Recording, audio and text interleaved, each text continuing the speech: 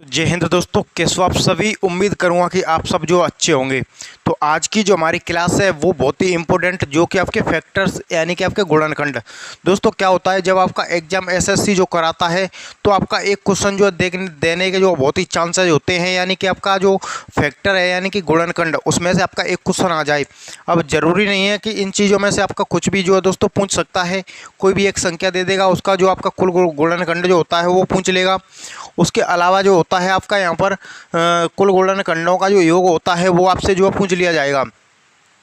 तो सबसे पहले आपको क्या करना है कि सभी जो गुणनखंड जो होते हैं वो आपको समझने होंगे कि कौन सा गुणनखंड जो क्या होता है। तो कोई भी एक संख्या होगी, जैसे कि दोस्तों यहाँ पर जो है, चलिए मान लेते हैं कोई भी संख्या है आपकी 720। तो ये जो आपकी 720 जो संख्या है दोस्तों, तो उसमें जो आपके गुणनखंड होंगे, उसमें जो आपके फैक्टर होंगे वो आखिर क्या होते हैं, सबसे पहले तो हम जो है ये समझ लेते हैं। तो दोस्तों ये जो आपका फैक्टर होते हैं वो सबसे पहले होते क्या हैं, यानी एक शब्द आता है दोस्तों, जब आप एलसीएम और एचसीएफ पढ़ते हैं तो फैक्टर और एक होता है आपका मल्टीपल, यानी कि दोस्तों जो गुणनखंड और आपका गुणज। तो हम दोनों को जो है दोस्तों यहाँ पर समझ लेते हैं। यानी क्या होता है, एक होता है आपका मल्टीपल, यानी कि दोस्तों आपका मल्टीपल होता है, एक होता है दोस्तों आपका फैक्टर।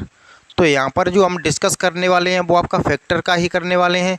यानी इसको बात करें तो इसको आप क्या कहते हैं, इसको यहाँ पर कहते हैं दोस्तों आपका गुणज। और यहाँ पर इसको बात करें तो ये जो होता है दोस्तों वो होता है आपका गुणनखंड।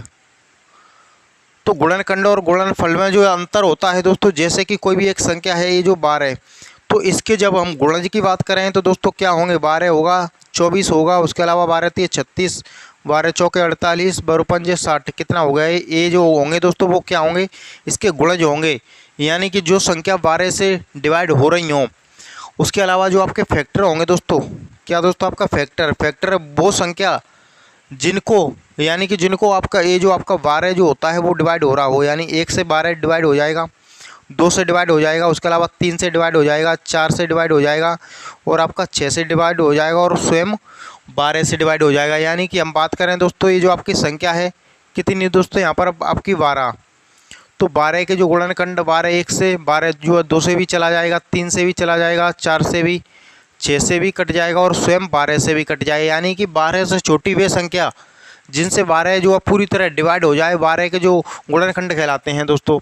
तो यहाँ पर हम बात करें कि 12 के फिर जो गुणनखंड जो होंगे दोस्तों, वो आपका 1 होगा, 2 होगा, 3 होगा, 4 होगा, 6 होगा, उसके अलावा आपका 12 होगा। तो ये जो आपके गुणनखंड जो होते हैं दोस्तों, वो क्या होते हैं, वो लिमिटेड होते हैं। यानी कि ये जो आपका 2 4 और 6 से ज़्यादा जो है 12 के गुणनखंड आप नहीं कर सकते और हो ही नहीं सकते।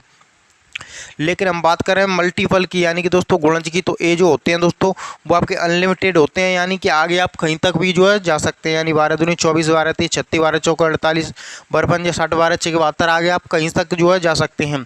तो ये जो होते हैं दोस्तों वो आपके अनलिमिटेड होते हैं, अनगिनत होते हैं। लेकिन ये जो होते हैं दोस्तों वो आपके लिमिटेड होते हैं। अब बात करते हैं कि आपके जो कुल गुणनखंड और आपके जो सम गुणनखंड वो किस प्रकार से पूछेगा। तो जैसे मैंने आपको यहाँ पर बता दिया, यहाँ से जो चलिए हटा देता हूँ, और यहाँ पर जो आपको समझाने की कोशिश करता हूँ। जैसे कि संख्या थी, कितनी थी दोस्तों आपकी 12, 12 के जो गुणनखंड थे, 1 था, 2, उसके अलावा 3, 4, 6 और दोस्तों आपका 12।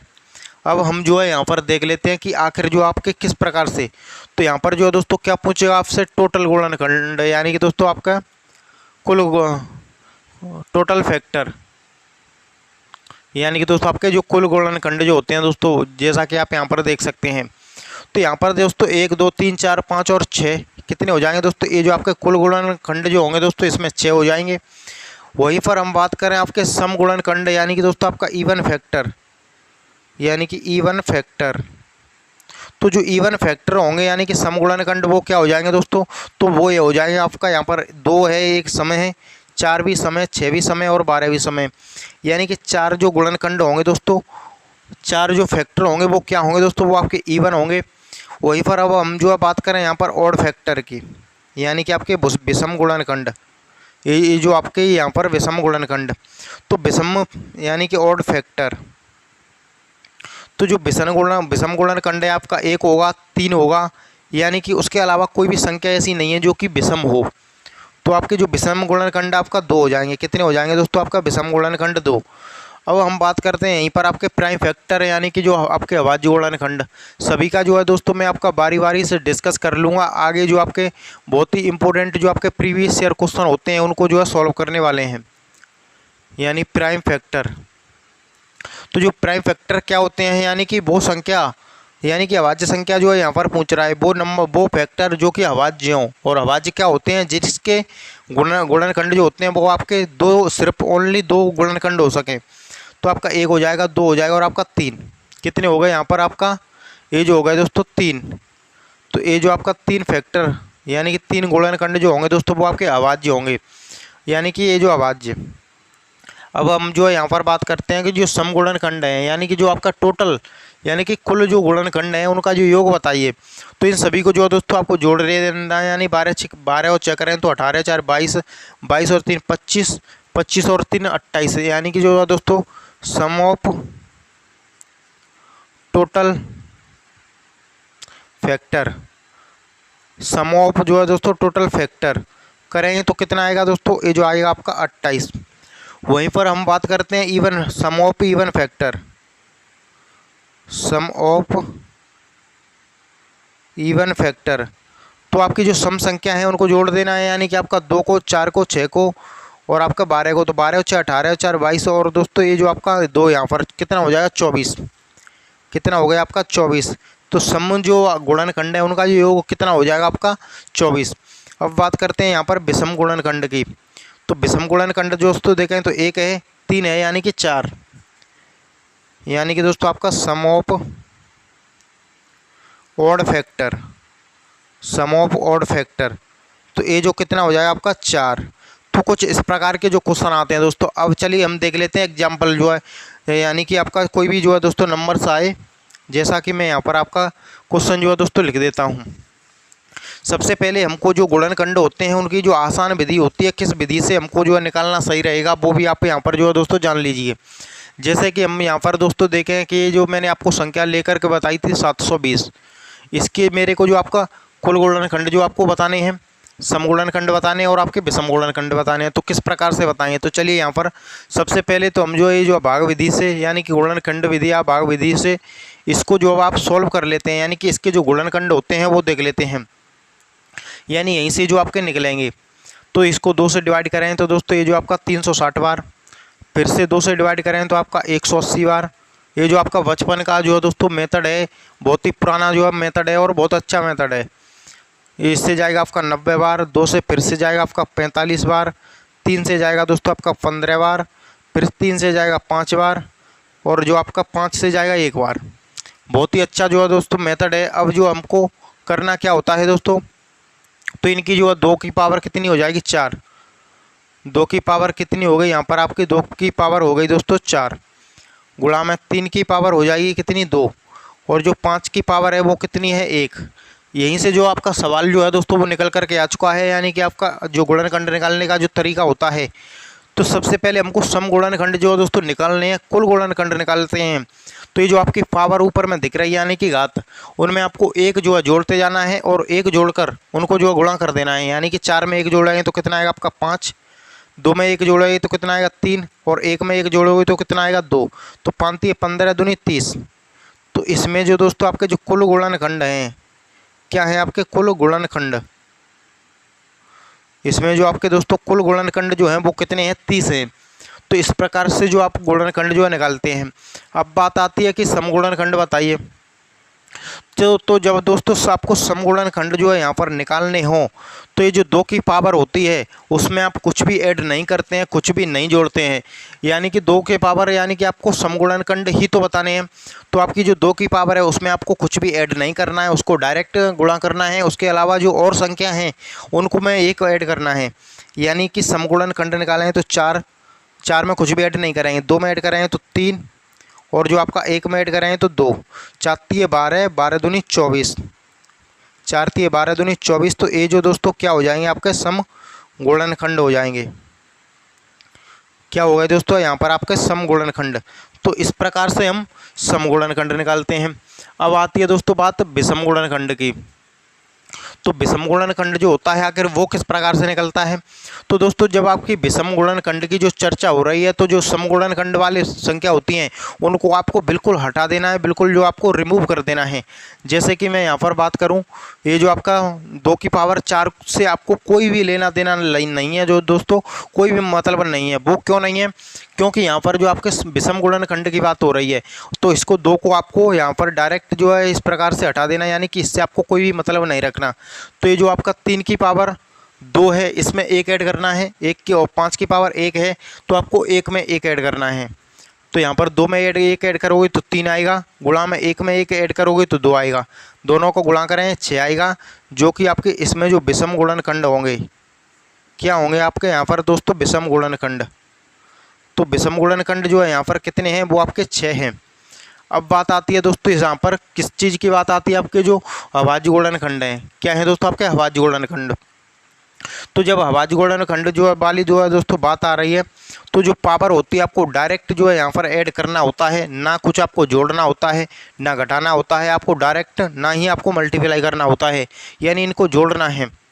यानी 4 प्लस में आपका 2 प्लस में आपका 1 करेंगे इसका योग तो 7 आएगा, जो कि क्या है, जो कि क्या है दोस्तों, वो आपके अभाज्य गुणनखंड हैं। क्या है दोस्तों, आपके अभाज्य गुणनखंड हैं आपका कितना, 7। तो इस प्रकार से तो हम जो है समगुणनखंड, कुल गुणनखंड और आपके जो विषम गुणनखंड और अभाज्य गुणनखंड निकालते हैं। अब बात आती है दोस्तों इनके जो योग की, इन्हें यानी कि इनका जो आप सम कैसे करेंगे, तो चलिए वो भी मैं यहाँ पर आपको बता देता हूँ। चलिए इसको थोड़ा साफ कर देता हूँ, यानी कि इसको जो है दोस्तों थोड़ा साफ कर देता हूँ। तो ये जो आपका विषम, ये जो आपका कुल गुणनखंड का जो योग होता है वो दोस्तों किस प्रकार से निकलता है। तो एक चीज़ तो आपको यहाँ पर पता चल गई कि जो आपका 720 है, 720 के जो हमने फैक्टर किए थे वो आपके कुछ इस प्रकार से यहाँ पर निकले थे। अब मेरे को इनका जो कुल गुणनखंड का जो योग होता है वो आपको बताना है, यानी कि ये जो आपके यहाँ पर देख सकते हैं 5वें नंबर पे। तो मेरे को यहाँ पर जो है दोस्तों पावर कुछ इस प्रकार से इनको लिखना होगा, यानी कि 2 की पावर सबसे पहले तो 0 लिखना होगा, यानी कि ये जो आपका 2 की पावर को लिखना होगा, 2 की पावर 0 प्लस में आपका 2 की पावर 1 प्लस में 2 की पावर 2 प्लस में 2 की पावर 3 और प्लस 2 की पावर 4, कोष्टक में आपको बंद करना होगा। अब जो आपको इसी प्रकार से जितनी पावर है उतने तक जाना है, 3 की पावर 0, 3 की पावर 1, 3 की पावर 2, इसको भी कोष्टक में कर दीजिए। यहाँ पर जो है दोस्तों गुणा का साइन होता है, आपको पता होगा। अब जो है 5 की पावर 0, 5 की पावर 1, अब इनको जोड़ लीजिए और सॉल्व कर लीजिए, आपका जो क्वेश्चन होता है उसका आंसर जो है यहाँ पर निकल आएगा। जैसे कि यहाँ पर जो है दोस्तों कोई भी संख्या हो आपको पता होगा, यानी कि दोस्तों 2 को 2 है, 2 की पावर जो है 0 है तो इसका मतलब क्या होता है, 1 होता है। ज़रूरी नहीं है 2, कोई भी जो है दोस्तों दुनिया में संख्या हो उसका पावर 0 हो तो उसका मतलब हमेशा 1 होता है। जैसे कि यहाँ पर जो आपका 22 है, 22 की पावर 0 है तो इसका भी मतलब क्या होगा, 1। यानी कि दोस्तों दुनिया में कोई भी संख्या जिसकी पावर 1 हो, यानी कि जिसकी पावर जो आपका 0 हो उसका मतलब हमेशा 1 होता है। तो यहाँ पर हम देखें तो 2 की पावर 0 का मतलब 1 प्लस में 2 की पावर 1, 2 की पावर 2 यानी कि आपका 4, 2 की पावर 3 यानी कि 8, 2 की पावर 4 यानी कि दोस्तों 16 यहाँ पर। अब जो 3 की पावर 0 का मतलब 1, 3 की पावर 1 का 3, 3 की पावर 2 का मतलब 9, 5 की पावर 1 का मतलब यानी कि 5 की पावर 0 का मतलब 1 और 5 की पावर 1 का मतलब 5। यहाँ पर इसको जोड़ें तो ये जो आएगा आपका 6। यहाँ पर आपको इसको जो अब जोड़ें तो ये जो आएगा दोस्तों 9 और जो 1 10 और 13 गुणा में यहाँ पर इनको जो जब आप ऐड करें 2 और 1 3 और 4 7 और 8 15 दोस्तों, 15 और 16 कितना हो जाएगा यहाँ पर 31। इनको आप जो सॉल्व कर जोड़ लीजिए, उसके अलावा आपको सॉल्व कर लीजिए। आपके जो क्वेश्चन का आंसर है दोस्तों 13 के दोस्तों 78 गुणा में आपका कितना है दोस्तों 31।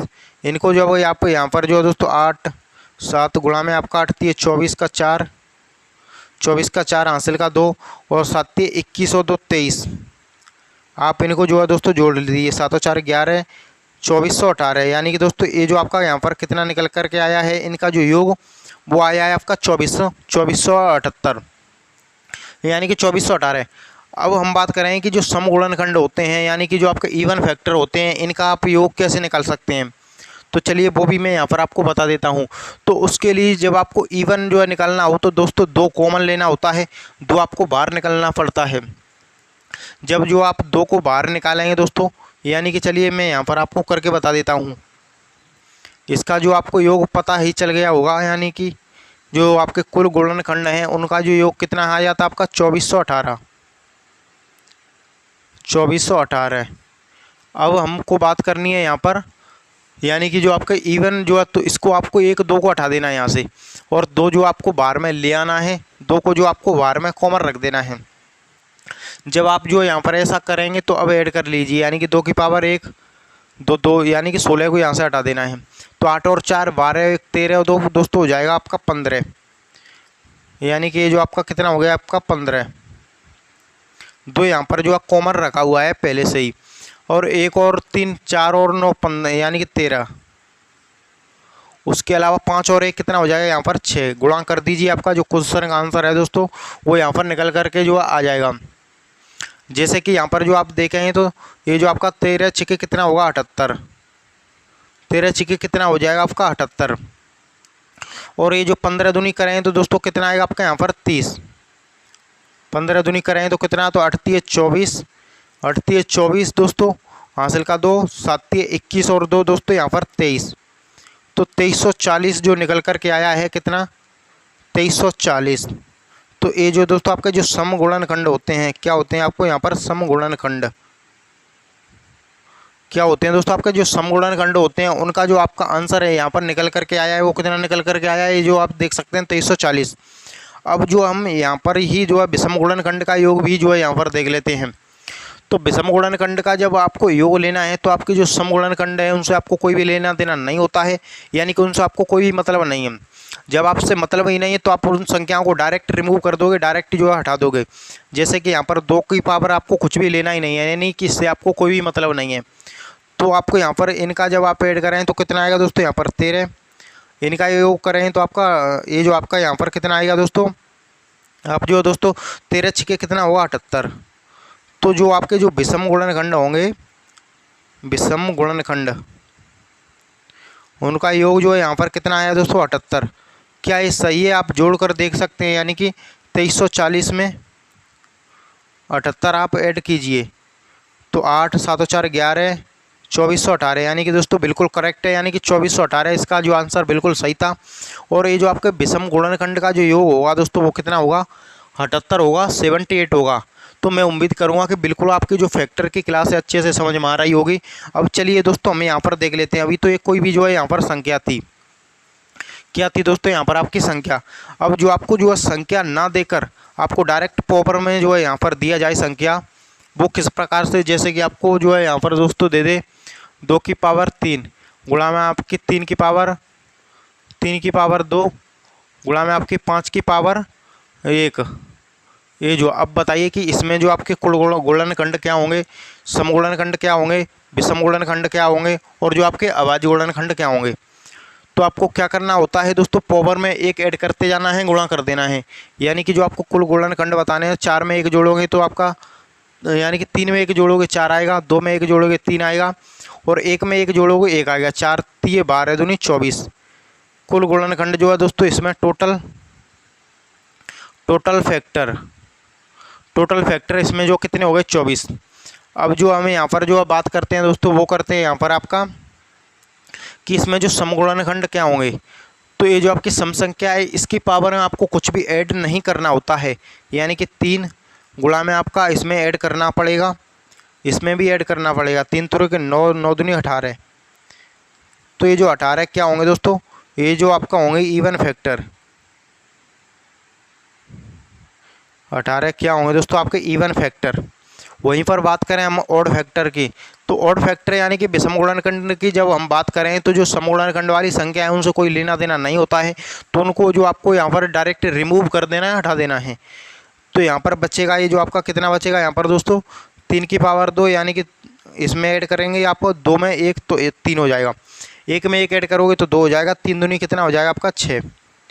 तो ये जो आपका 6 क्या होंगे दोस्तों, वो आपके ऑड फैक्टर होंगे। क्या होंगे यहाँ पर आपके ऑड फैक्टर। और जो आपके जो अभाज्य गुणनखंड होते हैं यानी कि प्राइम फैक्टर, तो वो किस प्रकार से होंगे, तो उनके लिए आपको डायरेक्ट जो पावर होती है उनको ऐड करना होता है। ना आपको कुछ भी नहीं करना पड़ेगा, ना गुणा करना पड़ेगा, ना मल्टीप्लाई। आपको 3 और 2 5 और 1 6, 6 क्या हो जाएंगे दोस्तों, 6 अभाज्य ऐसे गुणनखंड होंगे जो कि अभाज्य हैं, अभाज्य यानी अभाज्य फैक्टर गुणनखंड। तो दोस्तों इस प्रकार से जो आपके अभाज्य गुणनखंड होते हैं वो आपके निकालने जाते हैं। और इसी प्रकार से जो आपने जो टोटल यानी कि जो सम होता है गुणनखंड का, उस अभी जो मैंने आपको तरीका बताया था दोस्तों, तो आप उससे जो है निकाल सकते हैं। अब बात करते हैं दोस्तों कि क्या कोई भी संख्या ऐसी भी हो सकती है जिसमें कि सभी गुणनखंड जो हैं दोस्तों वो आपके विषम हो, यानी सम गुणनखंड जो है उसमें हो ही ना। तो हाँ दोस्तों, ऐसी संख्या भी हो सकती है। वो कौन सी हो सकती है, चलिए मैं यहाँ पर बता देता हूँ। या तो आपको डायरेक्ट पावर जो है दिया जाए। सबसे पहले मैं आपको संख्या ही बता देता हूँ एग्जाम्पल के तौर पे दोस्तों। ये जो संख्या है वो आप 15 ही मान लीजिए। कितना, 15। तो 15 के दोस्तों आपका 15 1 से पूरी तरह डिवाइड हो जाएगा, 3 से पूरी तरह डिवाइड हो जाएगा, उसके अलावा 5 से पूरी तरह डिवाइड हो जाएगा, और जो आपकी संख्या स्वयं 15 है उससे भी डिवाइड हो जाएगा। क्या दोस्तों आपको यहाँ पर कोई समगुणनखंड दिखा है? बिल्कुल नहीं दिखा है, समगुणनखंड इसमें है ही नहीं। जैसे कि मैं यहाँ पर आपको लूँ 16, तो 16 1 से डिवाइड हो जाएगी, 2 से हो जाएगी, उसके अलावा 4 से हो जाएगी, और आपकी 8 से हो जाएगी, और स्वयं 16 से हो जाएगी। क्या यहाँ पर आपको कोई भी जो है विषम गुणनखंड दिखा है? तो सिर्फ एक ही है, जो कि आपका 1। और 1 हमेशा आपको पता हुआ ऐसी संख्या है जो कि हर किसी संख्या को डिवाइड कर देता है, यानी हर किसी संख्या को विभाजित कर देता है। एक एक ऐसी संख्या होती है। तो अब आपको बिल्कुल पता चल गया होगा। अब चलिए आपके सामने जैसे कि क्वेश्चन आता है यहाँ पर कुछ इस प्रकार से, यानी कि दोस्तों आपके सामने चलिए क्वेश्चन जो है कुछ इस प्रकार से होता कि आपका 3 की पावर यहाँ पर आपका 4 गुणा में आपका था 5 की पावर 2 गुणा में आपका 7 की पावर 1। इसमें आप बताइए कि कुल गुणनखंड क्या होंगे, और जो समगुणनखंड होंगे दोस्तों वो आपके कितने होंगे। यहीं पर जो आपका कॉन्सेप्ट होता है वो क्लियर होने वाला है। तो दोस्तों हमको क्या करना है, कुल गुणनखंड निकालने के लिए पावर में 1 ऐड करते हुए मल्टीप्लाई कर देना है। यानी कि 4 में 1 ऐड करेंगे 5, गुणा में 2 में 1 ऐड करेंगे 3, 1 में 1 ऐड करोगे 2, 5 15 दूनी 30। तो ये जो क्या हो जाएंगे दोस्तों, 15 और 15 दूनी 30 जो हो जाएंगे वो आपके कुल गुणनखंड यानी कि टोटल फैक्टर। ये जो क्या हो गया आपका टोटल फैक्टर। अब बात यहाँ पर आती है, वो आपकी क्या आती है कि ये जो आपका समगुणनखंड बताइए। तो जब दोस्तों इसमें जो कोई भी गुणनखंड संख्या सम है ही नहीं, तो इसमें जो आपके समगुणनखंड की संख्या 0 होगी, यानी समगुणनखंड होंगे ही नहीं। तो फिर जी किस प्रकार के गुणनखंड होंगे, तो ये जो सभी गुणनखंड होंगे वो क्या होंगे दोस्तों, वो आपके विषम गुणनखंड होंगे, यानी कि आपके जो विषम गुणनखंड। तो इस प्रकार से जो है दोस्तों ये सभी गुणनखंड कैसे हैं, वो आपके विषम हैं। लेकिन यहाँ पर हम बात करें कि अभाज्य गुणनखंड बताइए, फिर क्या बताइए अभाज्य गुणनखंड। तो अभाज्य गुणनखंड के लिए आपको सबसे पहले आपको क्या करना होता है, डायरेक्ट पावर को ऐड करना होता है, यानी उसमें कुछ भी आपको ऐड नहीं करना है। तो आपको 4 और 2 6 और 1 7। तो ये जो 7 जो होंगे दोस्तों वो अभाज्य गुणनखंड है, प्राइम फैक्टर जिसको कहते हैं। तो बिल्कुल जो है दोस्तों मैं उम्मीद करूँगा कि आपको पता चल गया होगा कि जो समगुणनखंड, विषम गुणनखंड और आपके कुल गुणनखंड, और जो दोस्तों आपसे पूछ लिया जाता है अभाज्य गुणनखंड, वो आप किस प्रकार से जो है दोस्तों क्वेश्चन को सॉल्व कर सकते हैं। तो ये क्लास अच्छी लगी हो तो इसको लाइक करें, और हमारा यूट्यूब चैनल है दोस्तों क्लास हैंगर, उसको सब्सक्राइब जरूर करें। तो मिलते हैं किसी नेक्स्ट क्लास में, तब तक के लिए जय हिंद, वंदे मातरम।